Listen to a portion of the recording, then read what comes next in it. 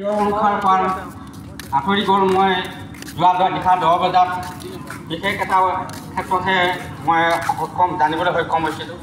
যি কি নহওক তেখেতৰ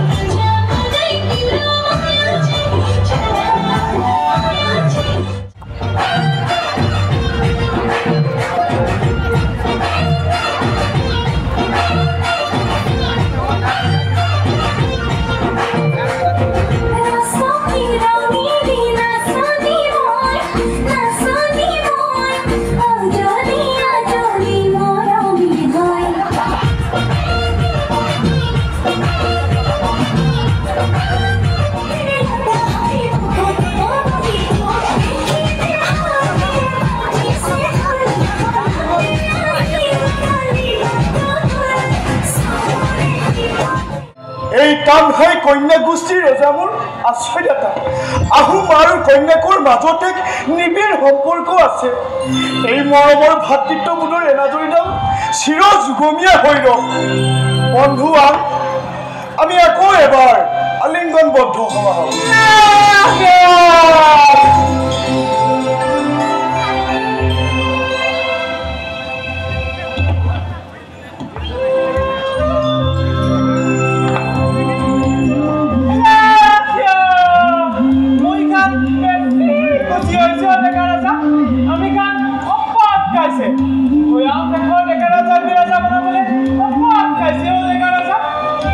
আপোনাৰ বহুমূলীয়া উপহাৰ সাদৰেৰে গ্ৰহণ কৰিলে।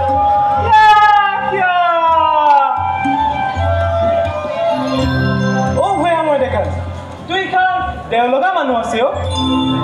দেওলগা মানুহ ডেকা ৰাজা আইবি আমাৰ খানৰ লগতে আইবি। খান তানহাই বস্তিতে ৰাজকুমাৰী ৰাজা ডেকা ৰাজা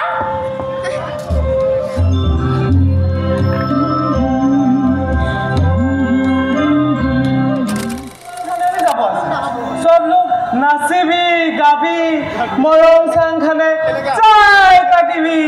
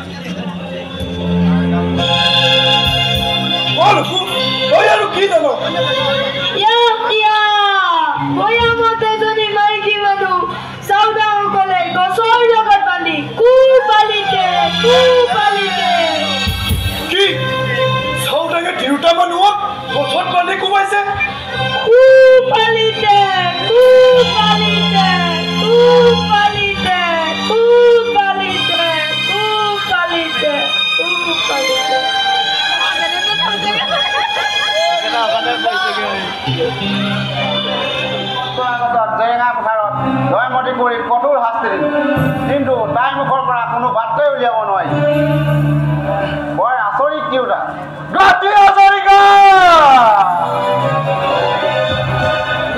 তুমি ইয়াতেই মোৰ আগত স্বীকাৰ কৰিবলৈ আহিছা নহয় নকওঁ কিয় মাতেই নোলায় হেল্ল' তহঁতে যিমান পাৰ নানান প্ৰকাৰে শাস্তি দে যেতিয়ালৈকে তাই স্বীকাৰ নকৰে ভাল ডাঙৰীয়া এওঁক আমি মুখেৰে ধৰিছোঁ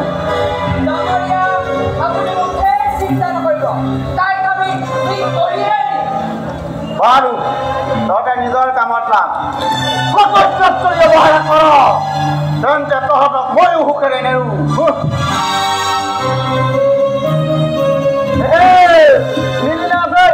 মালিকে কি ক'লে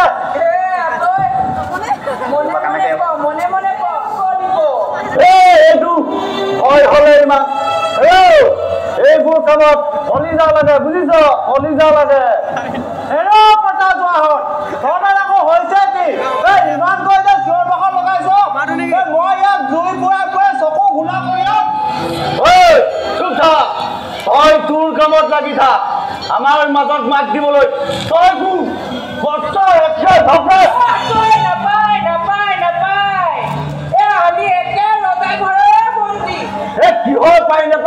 কিহৰ পাই নাপায় এখন গাবলৈ আহিছ লঘুণীয়া দিহা বুজিছ লঘুণীয়া দিহা কৈ দিছো একা তই সেই কি পলাপ বকিছ ভাল কথা ক'লে তই চৰম লাগে গাজত লাগে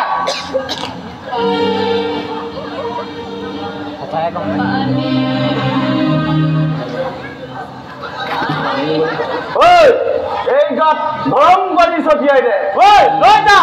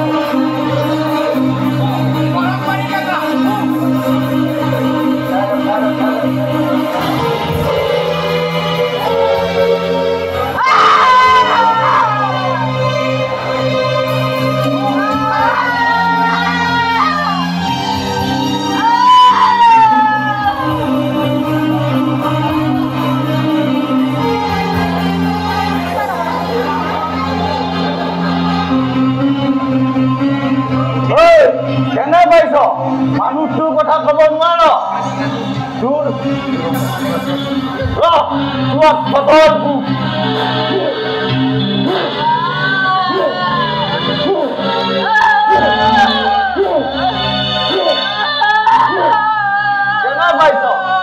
তোৰ কাৰণে দিনে ৰাতিয়ে টোপনি ক্ষতি কৰি মৰিছো তই সাধাৰণ মুখৰ মা দেখা উলিয়াব পৰা নাই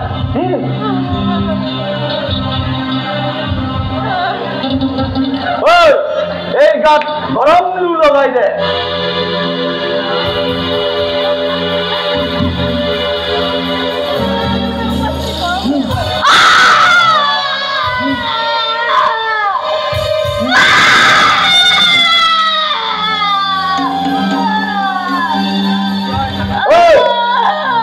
এই গাত চেঁচা পানী ঢালি দে